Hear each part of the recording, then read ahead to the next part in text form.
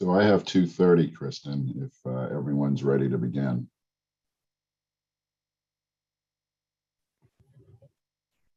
We are ready to go whenever you are, Chairman. All right, thank you.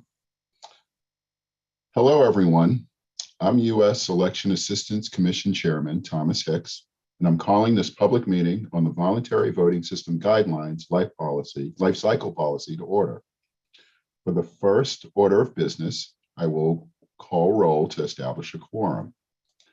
Commissioner McCormick? Present. Commissioner Hovland? Present. Commissioner Palmer? Present and accounted for. Next, I will entertain a motion to approve the agenda as submitted, as a quorum has been established.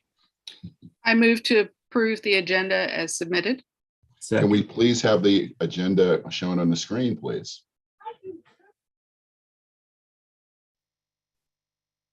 Do we have a seconded? Second. All those in favor, vote by saying aye. Aye. Aye. All those opposed? It has been properly moved and seconded, and today's agenda as submitted has been approved. Unless there are any corrections to the previously distributed minutes, I will now take a motion to adopt the minutes from the February 10th, 2021 vote on Voluntary Voting System Guidelines 2.0 virtual public meeting. I so move. Second. It has been properly moved and seconded to adopt the minutes from the February 10th, 2021 meeting. All those in favor, vote by saying aye. Aye. Aye. Any opposed? The minutes for the February 10th, 2021 meeting have been approved. Now I would like to move towards my opening remarks.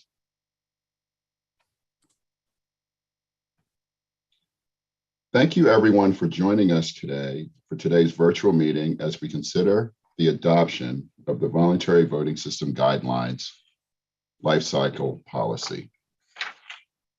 It has been a little over a year since the EAC commissioners adopted VVSG 2.0 and its requirements.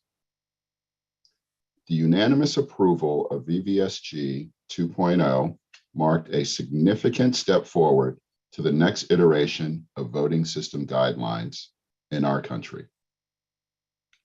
Since then, the EAC has been working hard on the next steps of implementation and enabling manufacturers to build towards these standards. I'd like to thank my fellow commissioners, EAC staff, and our partners at NIST who have been working hard on the next steps for implementation. Today's presentation and vote are yet another critical step towards realizing this goal. Part of that process has been collecting and considering of public comments and feedback from our stakeholders. That input is important. It is an important part of making sure this policy will best serve election officials and voters for the long-term success of VVSG. I look forward to hearing from our testing and certification director about the different aspects of the life cycle policy and how we got to the document we're considering today. I'll now like to recognize EAC Vice Chair Christy McCormick for her opening remarks. Vice Chair McCormick. Thank you, Mr. Chairman, and thank you also to the staff and my fellow commissioners for the immense amount of work leading up to this point. There is a necessity for a specific, reliable policy that will enable manufacturers to design and build to the VVSG 2.0 and to future standards, and election officials to plan for the purchase and implementation of new systems. Helping election officials better plan for the long-term needs for their voting systems will improve their service to voters and elections for years to come. I look forward to hearing today's presentation and more about how the policy we're considering will live up to those expectations. Transparency and predictability of the process is necessary to move forward. Thank you, Mr. Chairman. Thank you, Commissioner McCormick. And now I'd like to recognize Commissioner Hovland.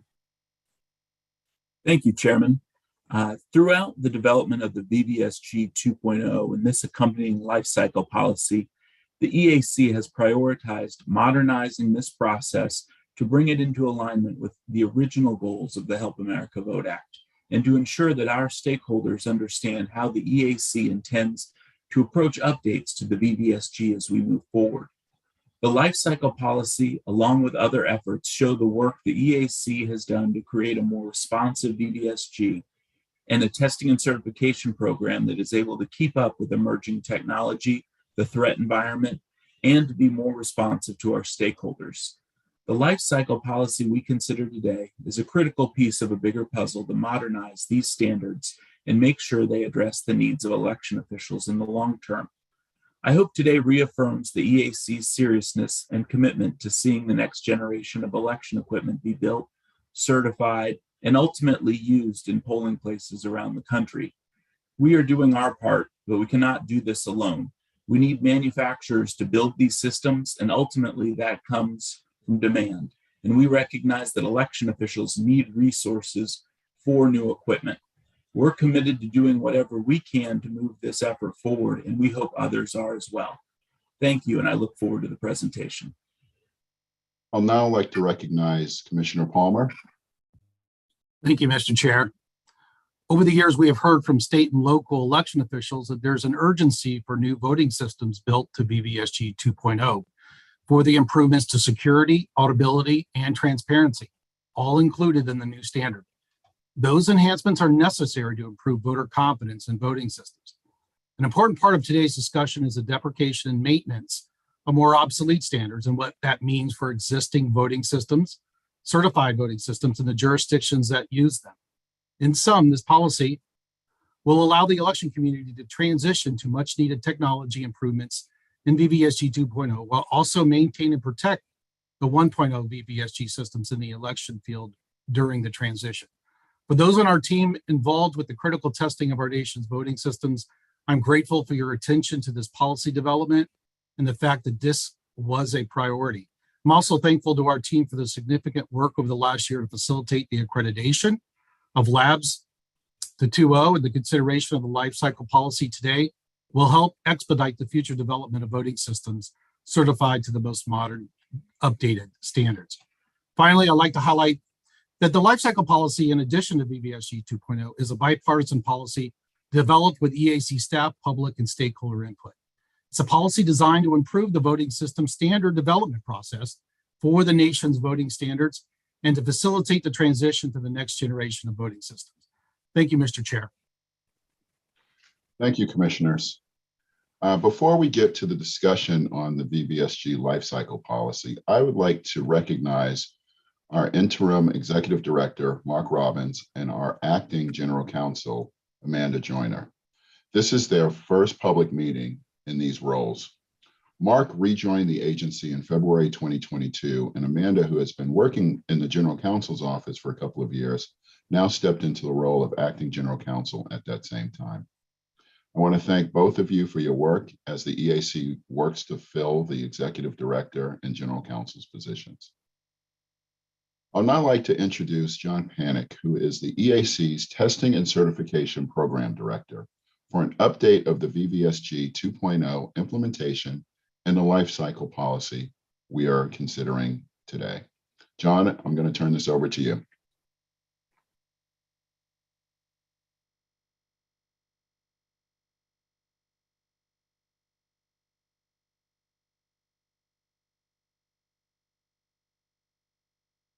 Thank you, Chairman Hicks, Vice Chair McCormick, and Commissioners Hovland and Palmer. Pleased to be here today to be presenting the VVSG lifecycle policy to you.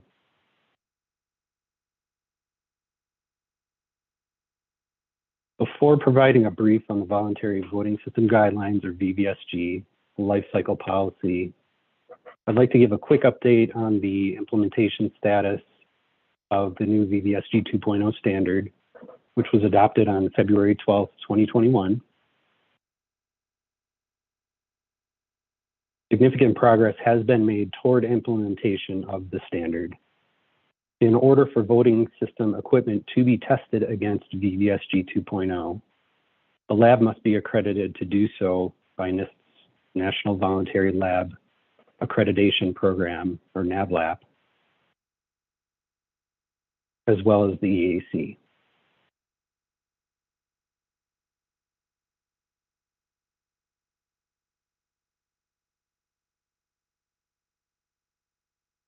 The lab accreditation process is a two-part audit performed by NVLAP and the EAC. The technical assessment of VSTLs, or voting system test labs, for EAC accreditation is handled by NIST's NVLAP program. Then the EAC audits the labs to make sure they meet the policy specifications. NVLAP utilizes a handbook titled NIST Handbook 150-22 for technical requirements and guidance for the accreditation of the labs.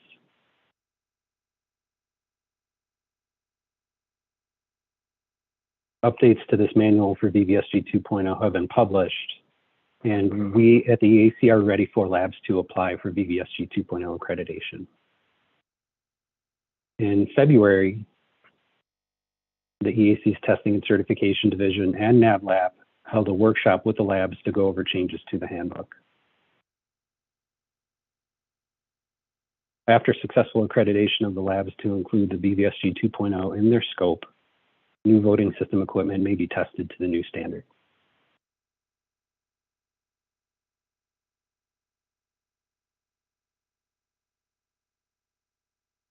The next task for VVSG2 implementation is the end-to-end protocol evaluation.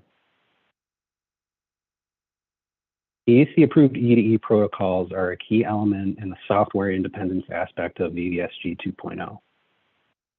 Evaluating these protocols requires that the EAC engage with external partners to create the evaluation program. An introduction to the process, as well as evaluation criteria, has been posted on the EAC website at the link on the screen. We will be holding a public meeting in the coming months to receive input from stakeholders on this process. Once the specifications and evaluation criteria are published, the E2E protocol evaluation program will be established and a call for protocol submissions will be made. It's important to mention that this process for reviewing and approving E2E protocols for use within VVSG 2.0 systems will take some time, but it does not prevent testing and certification of systems to the new standard. Until one or more E2E protocols is approved, any system submitted for evaluation to the new standard must be paper-based. E2E is required only for paperless functionality. Any questions on this can be sent to the email on screen at e2einfo@eac.gov.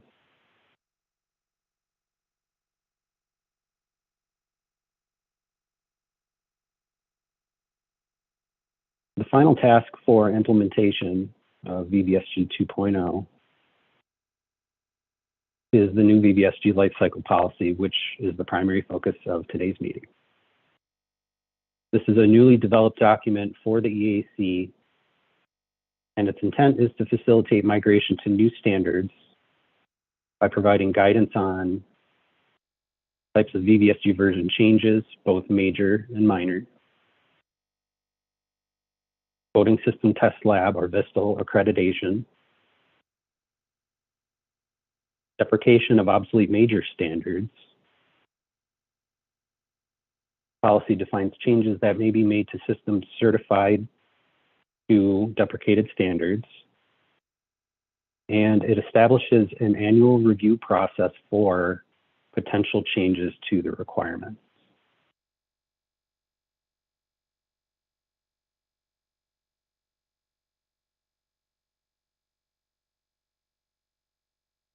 This new policy has been developed by EAC staff over the last year with input from various stakeholders, including election officials, voting system manufacturers, and public comments.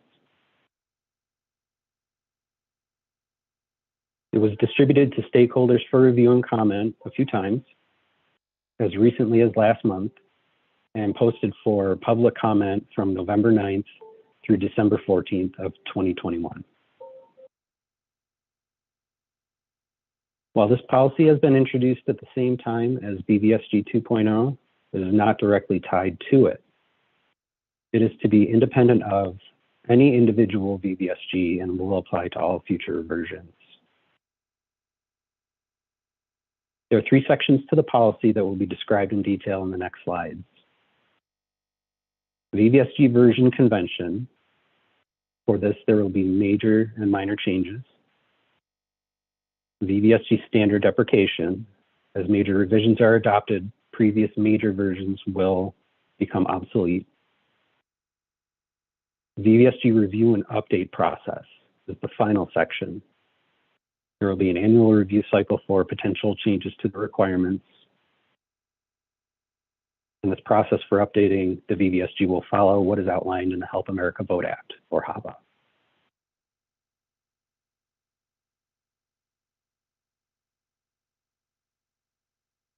First section of the policy is regarding version convention.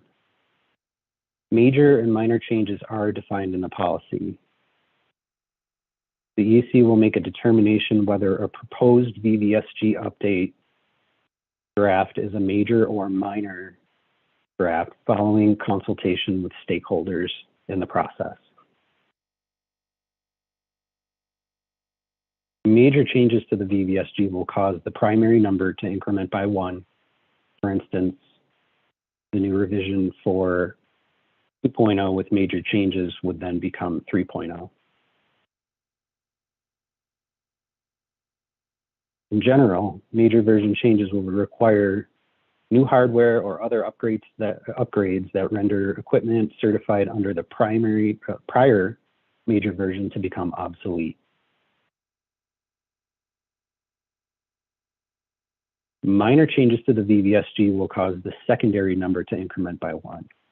For instance, the new version, in that case, for 2.0 with minor changes would become 2.1.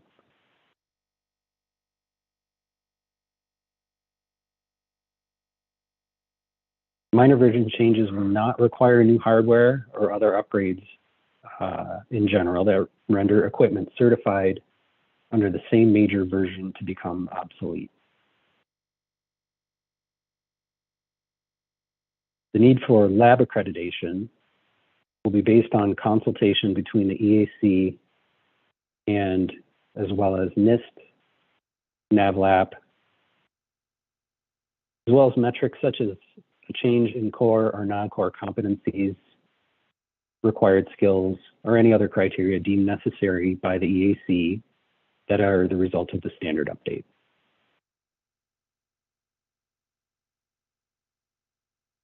Major VVSG version changes may require VSTL accreditation for that change, and minor versions may not require accreditation for that change.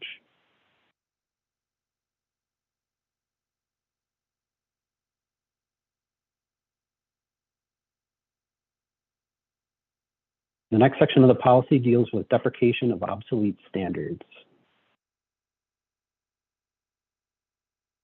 This term is defined in the policy and means that the use of a standard will be discontinued, except in certain limited circumstances, which I will discuss in the next slide. It's important to highlight that deprecation does not mean decertification. Decertification of voting systems can only take place following a process detailed in the EAC Testing and Certification Program Manual. Previously certified systems shall maintain their status and may continue to be sold as long as they are made available. Based on some of the feedback received on drafts of this policy, these points may not have been explained sufficiently. So language in the policy has been updated to add these clarifications into this section.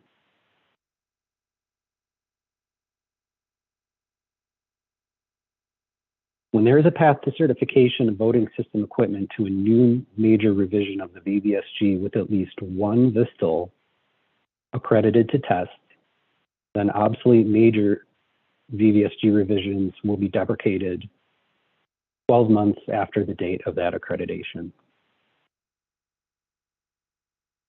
Once obsolete standards are deprecated, manufacturers will be required to submit voting systems to the latest standard. And this applies to major revisions only, not minor revisions.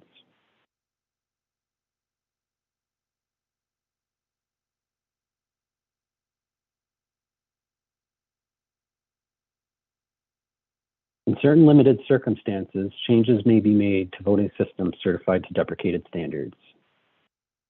These items are essential to frame out exceptions that are being granted to ensure maintenance of fielded systems is possible so that jurisdictions can fully realize the expected lifespan of their voting systems, which is very often many years, between 10 and 15 on average.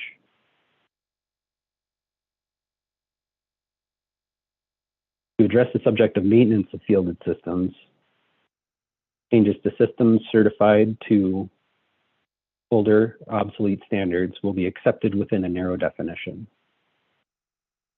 Key aspect here is that no new features or equipment will be allowed unless justification is provided. Exceptions will be granted for one or more of the following categories. Security updates, software patches or hardware mitigations to address known security vulnerabilities and exploits. Software patches may include off-the-shelf software updates or code authored by voting system manufacturers.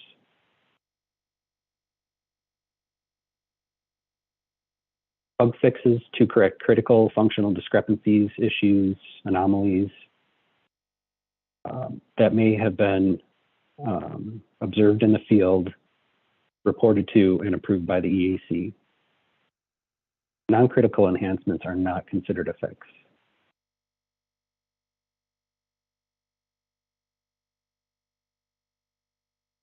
COTS, or commercial off-the-shelf replacement.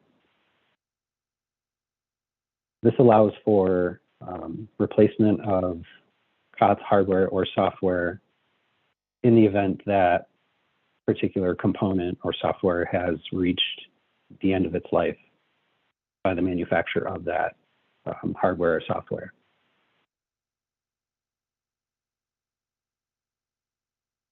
Jurisdictional rule changes.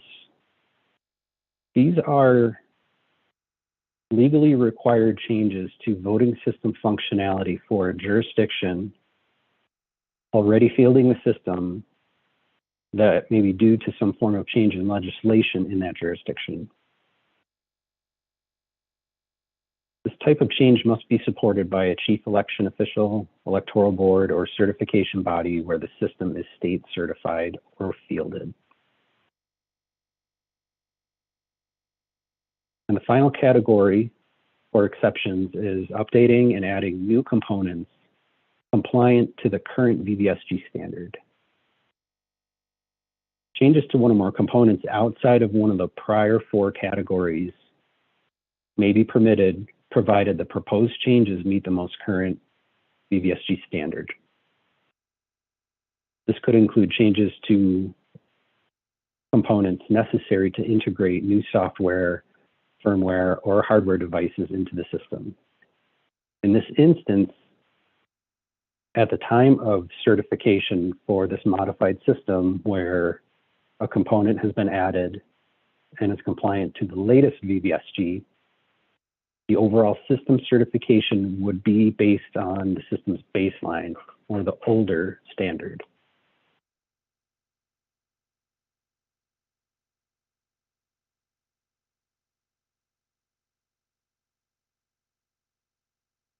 The final section of the policy addresses two separate items: the VVSG review cycle and the update process. First, there will be an annual review for potential revisions to the VVSG. This is the process of collecting and reviewing feedback and potential recommendations from all stakeholders for updating the VVSG.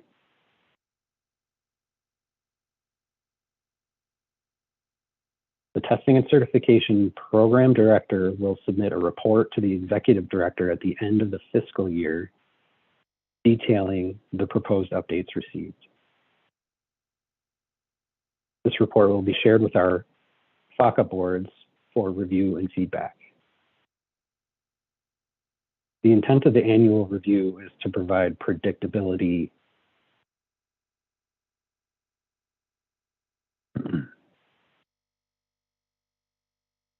The second part of this section specifies steps in the VVSG update process. These steps are derived directly from HAVA, or the Help America Vote Act. The policy serves to provide more granularity in the step-by-step process that the EAC will follow.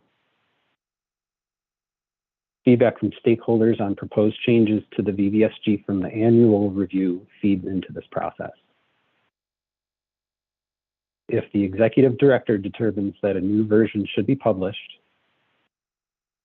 based on feedback from our FACA boards on the proposed changes, the process detailed in Section 222 of HAVA will be followed.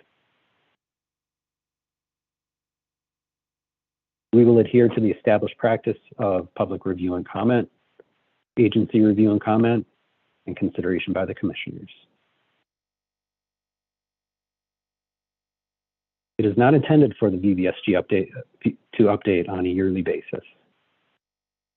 Time necessary for the drafting and update process is variable due to a number of factors.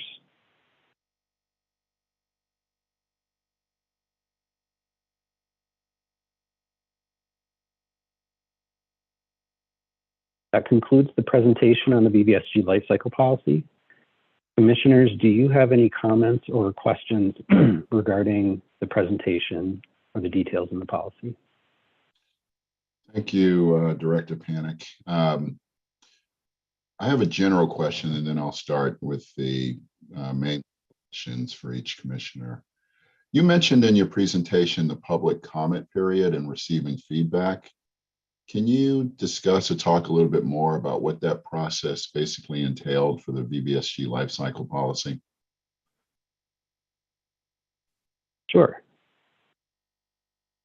The EAC published a notice in the Federal Register on November 9th, 2021, requesting public comments on the proposed VVSG Lifecycle Policy. This comment period was open until December 14th, 2021. All comments received were compiled and reviewed by EAC staff. Appropriate edits were made to the draft policy based on feedback received during the public comment period. The updated draft, along with the compiled comments and responses to those comments, was then distributed to the EAC's FACA boards for feedback in March. And this would be to the Board of Advisors, the Standards Boards, and the Technical Guidelines Development Committee. All comments received from that request were compiled and reviewed by EAC staff. A second round of edits was made to the policy based on that feedback. The final policy draft and comment spreadsheet was published on the EAC website on the VVSG page. Thank you. An earlier draft version of the policy stated that obsolete major VVSG versions would be deprecated 24 months after the date of accreditation of the first VSTL to be accredited. Following public comment, this was shortened to 12 months. Why is it felt that 12 months is a more appropriate period? And why does this period begin after the VSTL's accreditation rather than both VSTLs being accredited? Well, we want to give election officials, the test labs, and the manufacturers sufficient time to prepare for the new standards. But we also need to sunset old standards within a reasonable time frame. The VVSG review process takes place annually, and we felt that having a 24-month deprecation period could potentially become an issue if the two processes were out of step.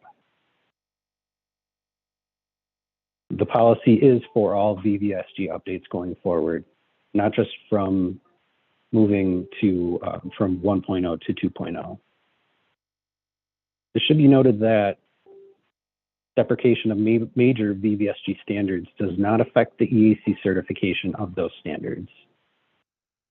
Those systems shall maintain their status of certified, and jurisdictions may continue to acquire these as EAC certified systems.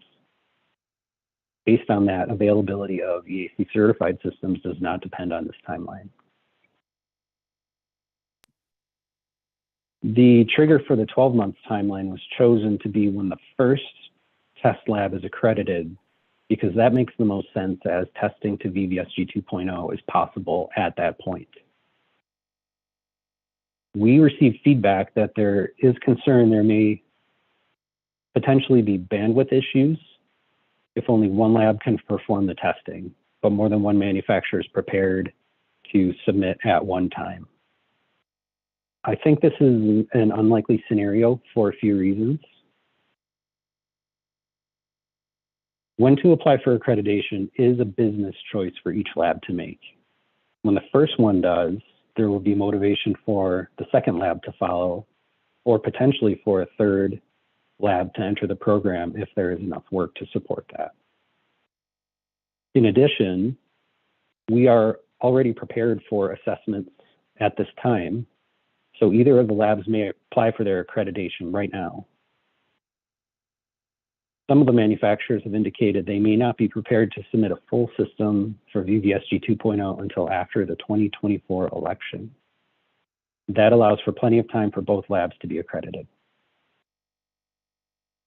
Lastly, as previously mentioned, this is meant to be a policy for all VVSG revisions going forward.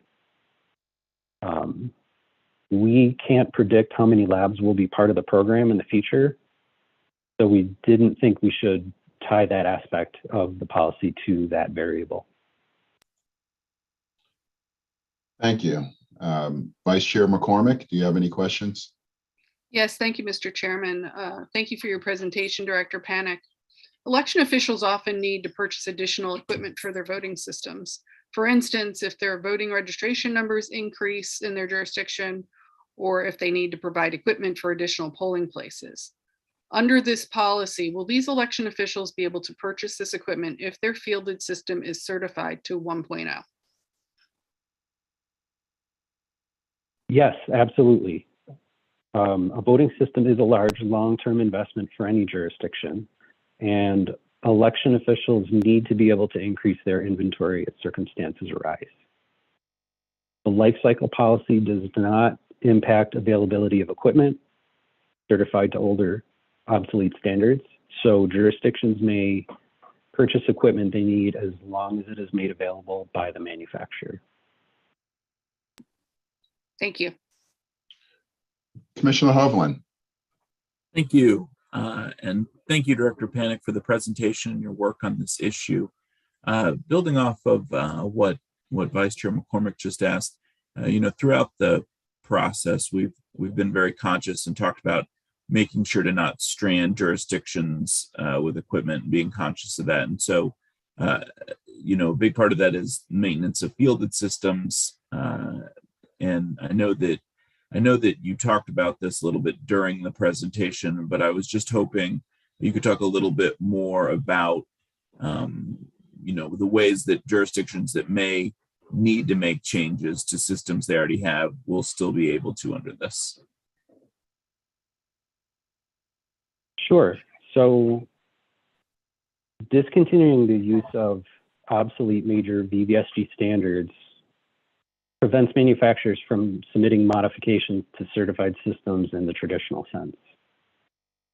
We recognize that once a standard was deprecated, allowing certain exceptions to modifying systems was essential to support the needs of election officials in order to keep their systems up to date.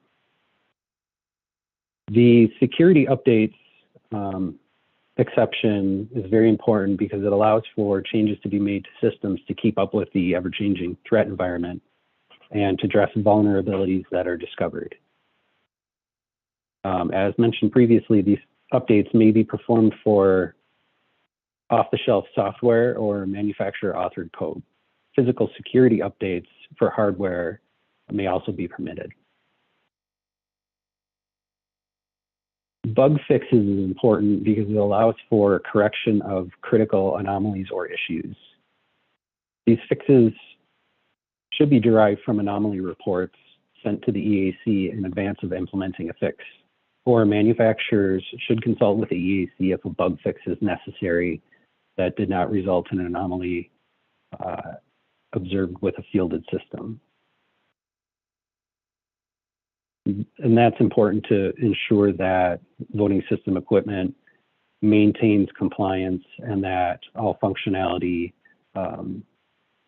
basically works as it is expected to and intended. The end of life for commercial off-the-shelf or COTS equipment that is part of the system configuration is an issue with aging systems. And this one actually comes up relatively frequently. Similar or equivalent replacement equipment needs to be assessed to address this concern. We understand that equivalent replacements aren't always available. The intent here is that evolutionary changes to those components will be allowed with the replacement within the system, in line with current COTS replacement procedures that we have for engineering change orders. The next exception, jurisdictions legislating requirements that necessitate additions or changes to functionality for things like new voting variations, post-election activities, different types of reporting, etc. The policy states that these changes need to be documented as supported by a chief election official, election board, or certification body where the system is state certified or fielded. These are important to support the jurisdictions as they, make the decisions to change functionality for their voters. And it's not the type of thing that we could predict in advance or be very prescriptive on what this might look like. And so we put in the policy that these changes need to be supported in documentation. The next category, the policy allows for changes in functionality or even new devices to be added to systems certified to obsolete major standards, as long as those updates are compliant with the latest standard. And this is intended to be another path to have functionality added to a system, but also to bridge the gap between older standards and the new standard, and the manufacturers may elect to do this one component at a time.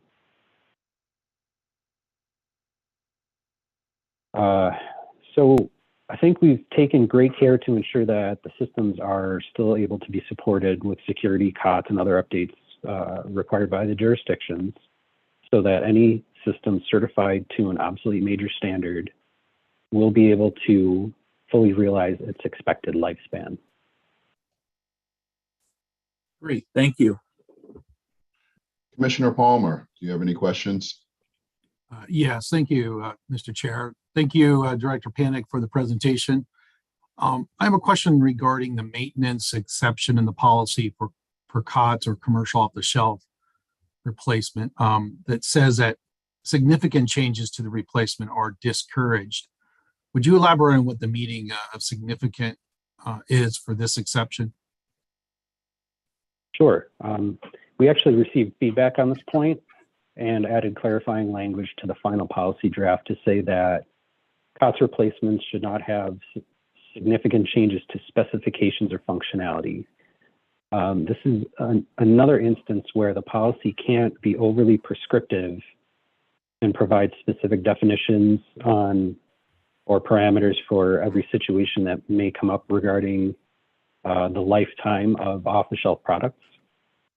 So our intent is that basically evolutionary type changes will be allowed, but not revolutionary changes in the replacements of these components. It's something that we'll have to look at on a case-by-case basis, just like we do with any other engineering change order or de minimis change request. And we will be looking at these. They'll be evaluated by the Testing and Certification Division in conjunction with the test lab. Thank you. I appreciate that. Mr. I Chair. like to go into a second round of questioning, and I'll start off. So regarding the exception for maintenance of systems, how will the determination be made and communicated on the acceptance of changes requested by the manufacturer? Thank you, Chairman. So a manufacturer requesting one or more changes to a system certified to an obsolete standard must clearly state which exception category each change applies to in their modification, application, or engineering change order form. These will be reviewed by EAC staff. The policy language encourages manufacturers to contact us in advance to get a non-binding opinion on whether specific changes will be accepted per the policy exceptions. The purpose of this is to provide guidance and transparency. We accept a change via a non-binding opinion, and the nature of the change is the exact same at the time of submission. It will be allowed. In the policy, we commit to responding to both non-binding and official requests within 5 business days to ensure it is completed in a timely manner.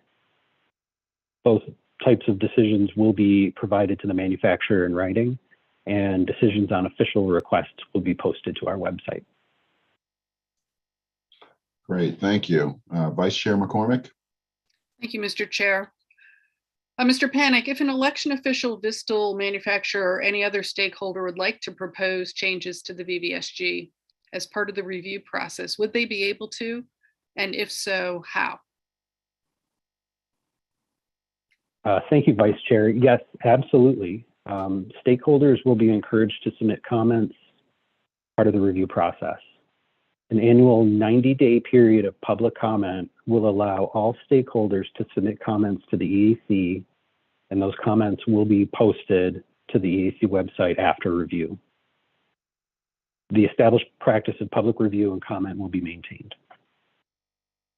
The EAC Testing and Certification Division Program Director will compile all comments received throughout the fiscal year, including the public comments, and provide this in an annual report to the Executive Director at the end of that year, detailing recommendations for updates to the VVSG.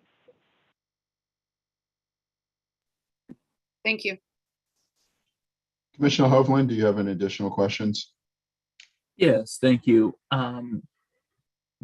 Panic, you talked earlier about how that annual VVSG review that will be done by the Testing and Certification Division ties into the VVSG revision process that's outlined in HAVA, but can you talk a little bit more about that? Yes, of course. So the annual VVSG review is really just formalizing how we collect and process feedback on proposed changes. As mentioned, that will be collected in the annual report to the Executive Director, and then that report will then be distributed to the Technical Guidelines Development Committee, the Standards Board, and the Board of Advisors for their review and consideration. Feedback from our advisory boards back to the EAC will inform acceptance or rejection of the proposed changes, as well as the need to draft a new revision of the standard based on the proposed changes. If drafting a new standard is determined to be necessary in a given year, the changes that have been collected for that review cycle will pass through, excuse me, I meant to say that if drafting a new standard is determined to be unnecessary in a given year, the changes that have been collected for that review cycle will pass through to the next year's report to the Executive Director. So essentially, we're going to be collating 1 year to the next until the decision is made to start drafting a new standard. And I think I mentioned previously, the intent is not to draft a new VVSG each year. It's anticipated that it's possible that several annual review cycles will happen before there's a real need to draft a new VVSG. These processes together are intended to provide transparency and predictability to all stakeholders. Great, thank you. Commissioner Palmer, do you have an additional question? Yes, Chairman Hicks, just one more. Mr. Panic, does the annual VVSG review process that you talked about go on hold once the determination has been made to draft a new revision, or what would be the process? No, the intent is for the annual review cycle to continue even after work on drafting a new standard has begun, to ensure that the EAC is always receptive to feedback on changes to the standards. Okay, thank you. Thank you, Director Panic. I think we want to, before I call for a vote, I would like to open the floor to my fellow commissioners to make any final remarks. Do any of my commissioner colleagues have any remarks that they would like to make? I do, Mr. Chairman. Go right ahead. Thank you. I want to thank all of the people who've commented on this policy. This time coming. It's been a lot of work. Old standard is very old and about more than past time to move on to the new standard. So I'm looking forward to seeing this go into effect. Again, I'd like to thank our staff and NIST and all of those who worked so hard to get us to this point. Thank you. Mr. Chair. Commissioner Palmer. Chairman Hicks, thank you. My hope is that this life cycle policy will make the VVSG process much more efficient with timelines and deadlines, thus allowing for more regular updates to the standards development process.